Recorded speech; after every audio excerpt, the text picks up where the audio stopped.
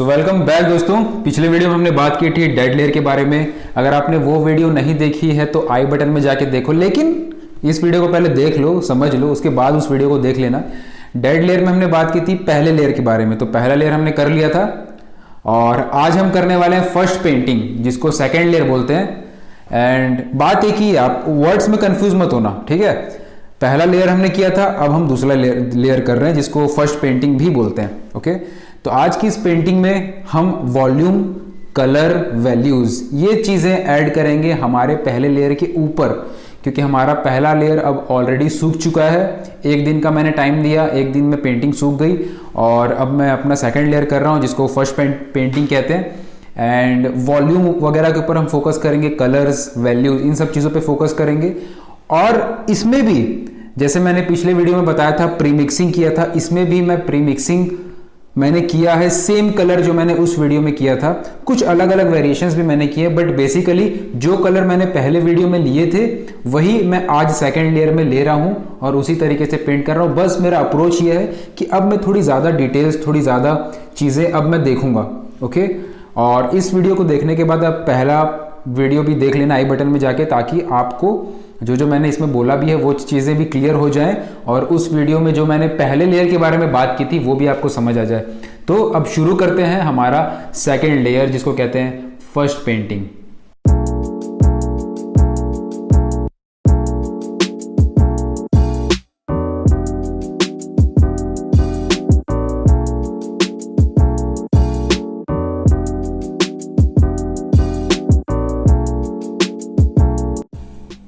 Volume, value, colours and drawing का भी ध्यान हर स्टेज में रखना बहुत ज़्यादा ज़रूरी है, क्योंकि जब आप वैल्यूज़, वॉल्यूम, ये सब चीज़ें ऐड करते जाते हो तो बहुत ज़्यादा चांस है कि आपकी शेप्स कहीं ना कहीं थोड़ी बहुत चेंज हो जाती है कलर लगते समय। तो बहुत ज़्यादा इंपॉर्टेंट है कि आप अपनी ड्राइंग के ऊपर भी फोकस करते रहो हर एक स्टेज में। जब यहाँ पे हम वॉल्यूम के ऊपर ध्यान दे रहे हैं तो हम फोकस कर रहे हैं कि कैसे 3 डायमेंशनल जो लुक आता है वो आए। तो हमें बहुत ज़्यादा ध्यान रखना पड़ेगा ट्रांजिशन में कि चीज़ें डार्क से लाइट कैसे हो रही हैं, और कलर की मिक्सिंग हमें समझाएगी कि कौन सा कलर हमें मिक्स करना है। तो कौन सा कलर हमें मिक्स करना है उससे ज़्यादा इम्पॉर्टेंट आप ध्यान देना वैल्यूज़ और वॉल्यूम में, ठीक है। कलर मिक्सिंग आप टाइम के साथ, प्रैक्टिस के साथ सीखोगे, लेकिन जो वॉल्यूम है वो आपकी समझ के ऊपर डिपेंड करता है, फंडामेंटल के ऊपर डिपेंड करता है। इसलिए बहुत ज़्यादा ज़रूरी है कि आप ट्रांजिशन को देखो कि डार्क से लाइट चीज़ें कैसे जा रही है, लाइट को ऑब्जर्व करो कि किस तरफ लाइट का हिस्सा है, किस तरफ डार्क का हिस्सा। जैसे हमने पहले पार्ट में डार्क फैमिली और लाइट फैमिली को अलग किया था, अब उसी तरीके से सेकेंड पार्ट में उस डार्क फैमिली और लाइट फैमिली के बीच में जो ट्रांजिशन है हम उसमें फोकस कर रहे हैं। तो इसलिए बहुत ज़रूरी है कि आप पहले पार्ट में जो हमने सिंप्लीफिकेशन किया था वो आप समझो, इसलिए पहला पार्ट आप ज़रूर एक बार अच्छे से देखना। जब भी हम वॉल्यूम खोजते हैं तो हमें फॉर्म के बारे में सोचना होता है कि जिस सरफेस पे लाइट पड़ रही है उससे डार्क और लाइट की जो ट्रांजिशन है वो कैसे बन रही है, उसी से हमें फॉर्म, उसी से हमें वॉल्यूम मिलता है। तो चारों चीज़ों में हमने क्या देखा कि हमें ड्राइंग को अच्छे से हर एक स्टेज पे सुधारते चलना है। कलर्स की जब हम बात करते हैं तो कलर्स को आपको बार बार मिक्स करके देखते रहना पड़ेगा ताकि आप टाइम के साथ कलर मिक्सिंग को इम्प्रूव कर सको। रही बात वॉल्यूम और वैल्यूज़ की, वॉल्यूम को मैंने बताया कि आपको ट्रांजिशन समझना पड़ेगा, जहाँ से लाइट आ रही है और जहाँ पे शैडोज़ बन रहे हैं, इसकी जो ट्रांजिशन है उसको समझना पड़ेगा। अब जब वैल्यू की बात करते हैं तो कौन सी चीज़ कितनी डार्क है या कितनी लाइट है, किसी भी चीज़ को हम जब ब्लैक एंड वाइट में कन्वर्ट करते हैं तो आप देखते हो ना कि उसमें डार्क और लाइट कौन सी चीज़ हो रही है। उसी तरीके से जब आप एक कलर्ड पेंटिंग भी बनाते हो तो कलर तो लग रहे हैं, लेकिन माइंड में ये भी सोचना होता है कि उस कलर की डार्कनेस कितनी है और उस कलर की लाइटनेस कितनी है। इन चीज़ों को भी समझना पड़ेगा और इसी को बोलते हैं वैल्यूज़। ओके, जो कोई चीज़ कितनी डार्क है या कितनी लाइट है ये हमें वैल्यू बताती है। तो जो भी मैं कलर, जो भी शेड में बना रहा हूँ वो मैं ये भी देख रहा हूँ कि वो कलर सही बन रहे हैं कि नहीं, साथ में वो कलर सही डार्कनेस या सही लाइटनेस के हैं कि नहीं। और इसी को ध्यान में रखते हुए आप उन कलर्स को बनाते हो और उस कलर को मिक्स करने के बाद फिर आप क्या सोचते हो कि अब मैं वैल्यूज़ कैसे लाऊं। तो इसलिए इन सारे बेसिक्स का, इन सारे फंडामेंटल्स का ध्यान हमेशा रखना ज़रूरी है जब भी आप एक रिप्रेजेंटेशनल ड्राइंग बनाओ जिसमें आपको 3 डायमेंशनल दिखाना, एक रियलिस्टिक लुक पाना है।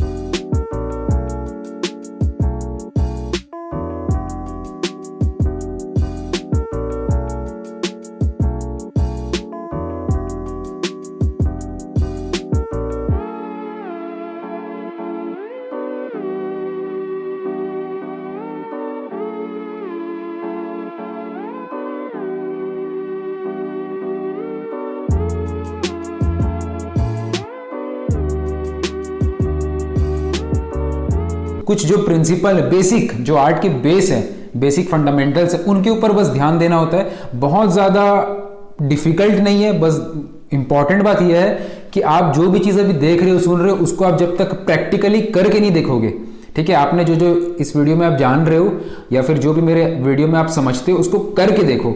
भले आपको वो पूरा क्लियर हो या ना हो, जब जब आप उसको करोगे तब तब आपको नई चीज़ें क्लियर होती चली जाएंगी। तो चेहरे के इस हिस्से में जहाँ पे लाइट आ रही होती है, वहाँ पे जो कलर होते हैं वो ज़्यादा क्रोमैटिक होते हैं, वो ज़्यादा उसमें ब्राइटनेस होती है। जैसे इस तरफ से लाइट आ रही है तो मैं दोनों चीज़ों को देख रहा हूँ, वो कितने डार्क हैं या कितने लाइट हैं वो तो देख ही रहा हूँ, कि कलर कितने लाइट होने चाहिए वो तो देख ही रहा हूँ, लेकिन वो कलर कितने क्रोमैटिक हैं, वो कितने ब्राइट हैं या ज़्यादा ग्रेइश हैं, इन सब चीज़ों को भी मैं ध्यान दे रहा हूँ। तो जिस तरफ लाइट आ रही होती है उधर ज़्यादा कलर ब्राइट से होते हैं, उधर ज़्यादा जो रेडिश है, जो येलोइश जो टोन्स हैं, वो जिस तरफ लाइट आ रही होती है उधर ज़्यादा होते हैं। तो इन सब चीज़ों को आपको ध्यान में रखना है जब आप एक कलर्ड पेंटिंग बनाओ। लेकिन कलर से ज़्यादा ज़रूरी वो रेड है या येलो है, इन सब से भी ज़्यादा ज़रूरी ये है कि वो कितने डार्क हैं या कितने लाइट हैं, ताकि आप कलर अगर आप गलत भी यूज़ कर रहे हो तब भी आप रियलिस्टिक इफेक्ट पा सकते हो। इसलिए बहुत ज़्यादा ज़रूरी कि आप हमेशा पहले फोकस करो डार्कनेस और लाइटनेस पे, उसके बाद आप धीरे धीरे फिर राइट कलर कैसे बनाना है उसके ऊपर आप फिर काम करते हो, फिर उसमें भी आपकी और जो एबिलिटी है वो अच्छी होती चली जाती है। और अभी जो आप देख रहे हो ये छोटी छोटी चीज़ें, ये ड्राइंग का पार्ट है। जितने भी आप कलरिंग ऐड कर दो, जितने भी आप डिटेलिंग ऐड कर दो, हमेशा ध्यान रखना कि ड्राइंग हर मोड पे आपको सुधार के ही चलते रहना है।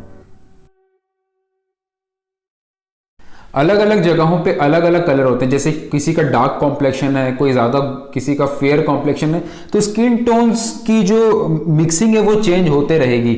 लेकिन इसका मतलब नहीं कि आप हमेशा कंफ्यूज रहो कि कौन सा कलर मिक्स करें, किस कलर को मिलाएं। ऐसा कंफ्यूज मत रहना। आपको अगर बेसिक पता है, मैंने बेसिक टोन आपको मिक्स करके दिखाए थे पहले वीडियो में, ओके, उस बेसिक टोन के साथ आप एक्सपेरिमेंट करके हमेशा देखना कि कुछ डार्क मिलाने से क्या शेड बन रहा है, कोई लाइट मिलाने से क्या शेड बन रहा है, येलो मिलाने से कितनी लाइट बन रही है, क्या वार्मथ आ रही है, व्हाइट मिलाने से कूल बन रहा है प्लस लाइट आ रही है शेड में।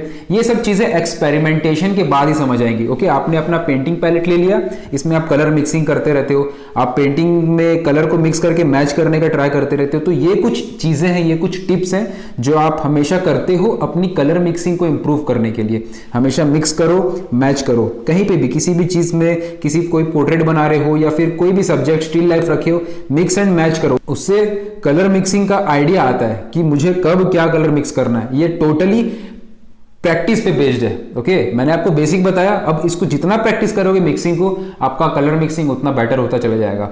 और हमेशा ध्यान रखना कि जब भी आप रियल लाइफ में चीज़ों को देख रहे हो, सोच रहे हो, कहीं से लाइट आ रही है, आपके कमरे में लाइट आ रही है, किसी चीज़ पे पड़ रही है, तो उसको देखो कि लाइट जहाँ आ रही है उधर कैसी लाइटनेस है, उसके ऑपोजिट में क्या शेडोज बन रही है। इन सब चीज़ों को जब आप डेली लाइफ में ऑब्जर्व करते रहते हो तो ऑटोमेटिकली वो ऑब्जर्वेशन आपके आर्ट वर्क में झलकता है। जब आपको एक सब्जेक्ट, एक ऑब्जेक्ट के ऊपर लाइट पड़ने के बाद उसकी बनावट समझ आती है, ऑब्जर्व करते रहते हो, हमेशा देखते रहते हो, तो जब भी आप पेंटिंग करोगे तो आपके माइंड में वो चीज़ होगी कि हाँ लाइट यहाँ से आ रही है, इधर शैडो बन रही है। तो उसी नज़र से फिर आप अपने फोटो से या फिर रियल लाइफ से जो भी आप बना रहे हो उसी नज़र से आप देखोगे। अगर आपके दिमाग में चल रहा होगा कि हाँ यहाँ लाइट आ रही है, यहाँ शैडो बन रहा है, ये सब चीज़ें आपके दिमाग में चल रही होगी। इसलिए हमेशा मैं बोलता हूँ कि जब भी रियल लाइफ में आप कहीं घूम रहे हो, बैठे हो, जा रहे हो, ड्राइंग भी बना रहे हो, तो जो चीज़ बना रहे हो ना उसको ज़्यादा फोकस करो, उसमें ज़्यादा ऑब्जर्वेशन करो। ये नहीं कि सामने सामान रख दिया, सामने किसी को बैठा दिया और ड्राइंग बनाए जा रहे हो, नहीं। सही जो तरीका है वो ये है कि जिस चीज़ को आपने सामने रखा है बनाने के लिए, या जिस किसी व्यक्ति को सामने बैठाया है पेंटिंग करने के लिए, अपनी ड्राइंग से ज़्यादा, अपनी पेंटिंग से ज़्यादा उस पर्सन को देखने में ज़्यादा फोकस करो कि वो कैसा दिख रहा है, वो सब्जेक्ट कैसा उसका बनावट है। उधर जितना ऑब्जर्वेशन लगाओगे, उधर जितना फोकस करोगे, उतना क्लियर इधर होगा। जितना क्लियर इधर होगा उतनी क्लियरिटी के साथ आपका आर्ट वर्क भी नजर आएगा। So it is really important to observe a lot. So I hope दोस्तों आपको ये वीडियो अच्छी लगी हो, नॉलेजेबल लगी हो। आने वाली वीडियोस में मैं और चीज़ें क्लियर करता चला जाऊंगा। और मेरी जो AMA सीरीज चल रही है उसमें मैं आप लोगों के सवाल भी लेते रहता हूं, तो प्लीज़ कमेंट करना नहीं भूलना, आपके जो सवाल हैं, आपके जो डाउट है, ताकि मैं अपनी AMA सीरीज़ में वो सारे सवाल ले सकूं जो अक्सर आप लोग पूछा करते हो। और इस वीडियो को और मेरी सभी वीडियो को सपोर्ट करते रहने के लिए लाइक ज़रूर कर दीजिएगा वीडियो को। एंड अगर मेरी जो भी वीडियो आएगी उसको अगर आपको मिस नहीं करना है तो बेल आइकन दबाना नहीं भूलिएगा सब्सक्राइब करने के बाद। अब मिलते हैं अगले वीडियो में, तब तक के लिए keep making artwork, keep making artwork. Love you all, take care, bye.